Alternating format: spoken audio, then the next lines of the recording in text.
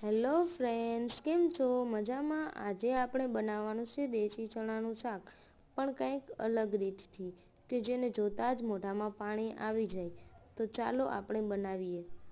આપણે લઈ લીધા છે પલાળેલા ચણા. તેને 3-4 સીટી લગાવી દીધી છે અને આપણા ચણા પરફેક્ટ બફાઈને રેડી થઈ ગયા છે.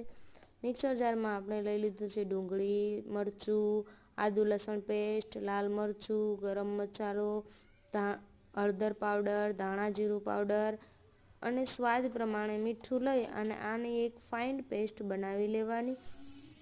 તેલ આવી ગયું છે, તેમાં જીરું નાખી અને ડુંગળીનો વઘાર કરી દીધો છે.